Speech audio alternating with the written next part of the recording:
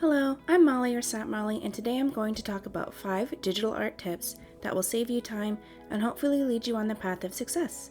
If you're new to digital art, it can seem scary and intimidating at first, but it's all a matter of getting comfortable with the tools you're using. So let's get into it. Tip number 1, setting up documents and file sizes. One of the best ways to set yourself up for success is to pay attention to your workspace and customize it to fit your needs.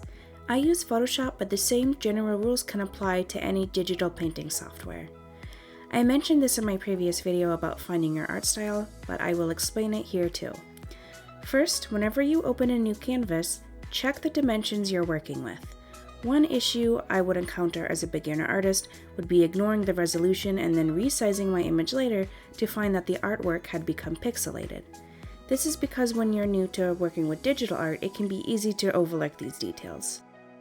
The very first thing I want you to do next time you start a new project is to open a new canvas and set your resolution to 300 dpi.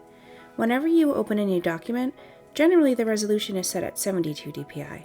Change it to 300 and you'll notice a difference right away. This is so important because you need to be able to see your artwork clearly.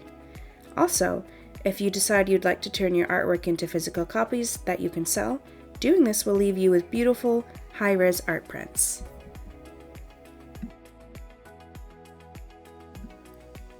Tip number 2, you don't need expensive equipment for good results. If you're new to digital art, my best advice would be to start off small. It's really important to use an actual drawing tablet for digital art. I'm speaking from experience here because I first started drawing on MS Paint with a mouse. Wacom Intuos drawing tablets are a great choice for beginners. They're pretty affordable compared to most drawing tablets, prices usually starting around $50. During art school, I was really captivated by Cintiq software. For those of you who don't know, Cintiq drawing tablets are devices where you can draw on the screen directly, as opposed to drawing on the tablet that's connected to your computer. I thought Cintiq tablets looked really cool, and they still are, but you don't necessarily need them to have solid artwork. Trust that your skills will grow over time. Expensive drawing software can be a great tool to invest in, if that is something you're willing to spend money on. Tip number 3, use shortcuts. Using shortcuts during your drawing process will save you so much time and alleviate stress. Ctrl-Z is the most common shortcut, and it's used to undo or delete an action you've just made. I'd also recommend the Transform tool, Command-T, and Rotate, which is Command-R. Use these if you need to adjust a detail in your drawing.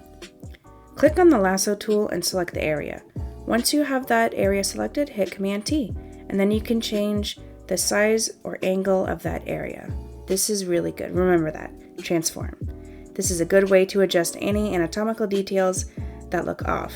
Rotating your canvas is useful also when you have to make large, sweeping brush strokes, and you want your hand to follow the movement of those strokes.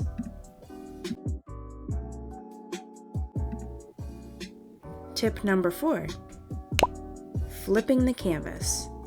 This might be a hot take and some might disagree, but if you're in a pinch, it can help to copy-paste some parts of your drawing.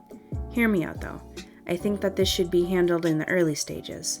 Let's say you're working on a sketch and you have a part that's very detailed, like an eye, or part of a symmetrical design on a character's t-shirt. For something like that, I personally think it's okay to save time by flipping the canvas, copying the area, flipping it back, and then pasting it in place. There's people who disagree with this method, but personally I support it. Sometimes our lives are really busy and we have deadlines to make. I think it's okay to make your drawing process easier sometimes. I don't think people should ever push themselves and allow themselves to feel overwhelmed, so if copy-pasting an eye helps streamline that process, I say go for it. Only do this for parts of your drawing that really require it.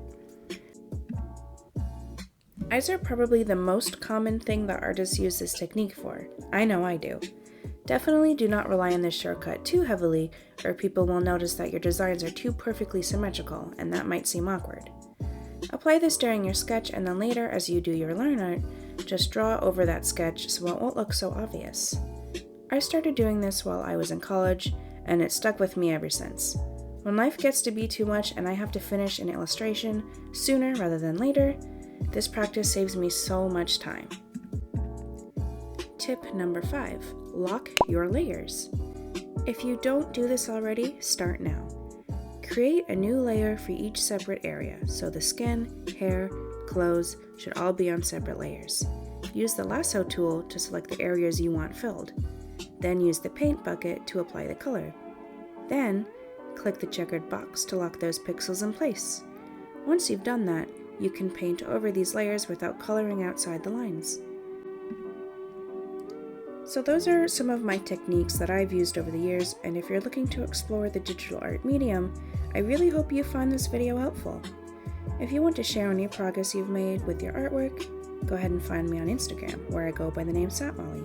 Tag me in your posts or DM me, and I will share it with others. Please engage with this video by liking, commenting, and subscribing. I'd really appreciate it. Thank you so much. That's all for now. Have a nice day, and until next time.